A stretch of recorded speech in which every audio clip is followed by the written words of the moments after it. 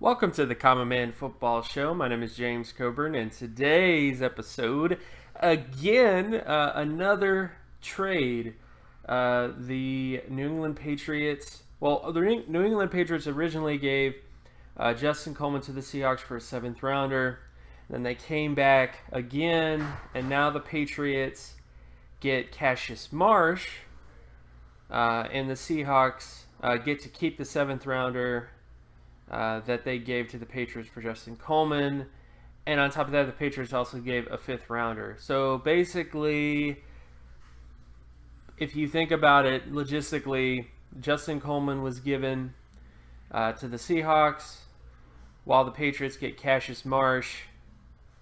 And the Patriots also send a fifth rounder to the Seahawks. So that's kind of how that works, because the seventh rounder the Seahawks gave to the Patriots is back with the Seahawks because of the Cassius Marsh trade. So let's look at both of these guys based on data, based on the sort of analytics, if you will.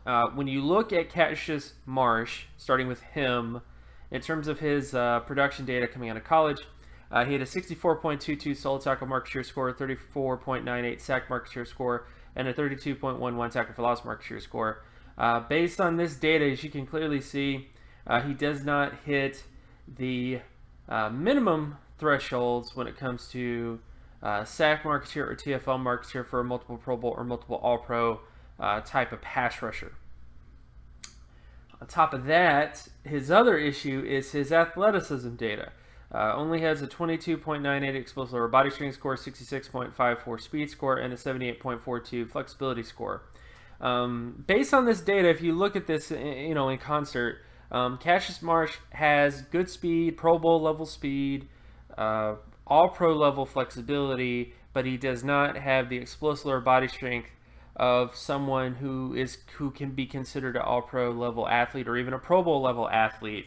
And this is because there has never been, since 1999, a pass rusher with less than a 30.8 non-explosive lower body strength score. I mean, this is what these thresholds are about.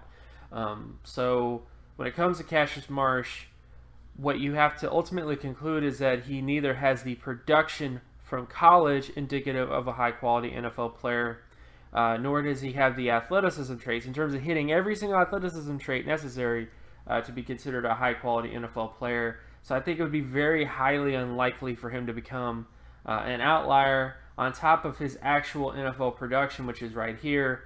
And this is basically the solo tackle, the sack, and the pass deflection, and pass deflection as well, compared to peers in terms of market share data, and pretty much below average in terms of every single season.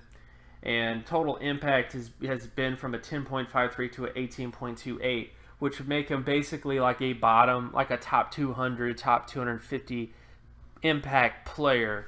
And yeah, he's a backup, but I'm just pointing out facts to you. Like, this is how impactful he was. He hasn't proven to be a high impact player in college, nor has he proven to be a high impact player in the NFL.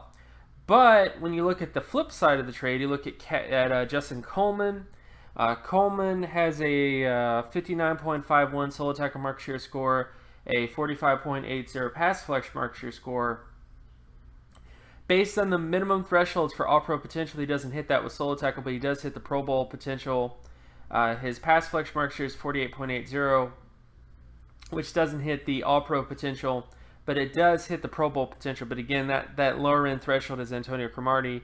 And then when it comes to the averages, I mean, this is where everything falls down for Coleman, is that when it comes to the average solo tackle market share score of an All-Pro player, he doesn't hit that average. He's below average what most All-Pro players and Pro Bowl players score when it comes to solo tackle data, and he is significantly below average when it comes to his pass deflection data overall as a player, as production-wise. So based on his production, it's very highly unlikely that I could see him being an All-Pro to Pro Bowl player based on his production alone. But then you add in the other fact of his athleticism data, where he has a 59.42 explosive lower body strength score, 33.24 speed score, and an 89.12 flexibility score. While he does have some really good data traits, like that flexibility score is all pro level.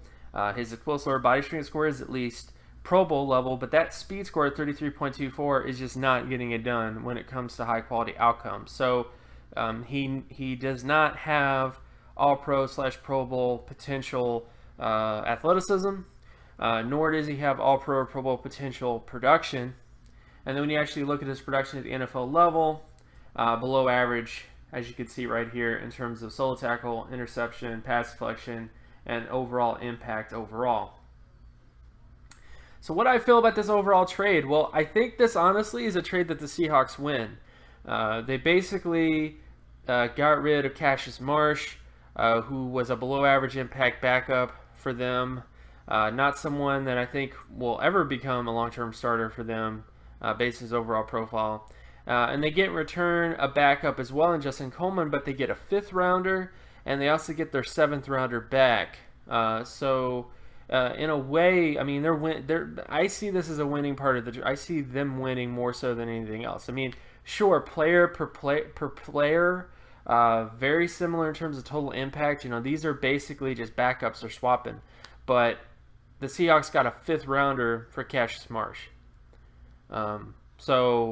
That's crazy. To me, that's crazy because, you know, 5th rounders to me, I mean, I understand it's a 5th rounder. Like, what do you expect to get? But in terms of like overall, you who knows what you can get. Like, there's always possibilities with a draft pick like that, and all you would really have to do is to find a player in the 5th round. Like, this is how I logically look at this. You would need to find a player in the 5th round who could become a top 200 to top 250 edge rusher, which in the 5th round is not as hard as you might expect to get a guy like that. So in a way, the Seahawks are getting the better end of this deal. But let me know, what are your thoughts on this trade? And of course, my name is James Coburn. You can find my work at draftcoburn.wordpress.com. You can also follow me on Twitter at Geometrics. And if you like this content and you want more content like this, be sure to leave a like and subscribe. Again, hit that like button, and I will talk to you guys in the next video. Peace.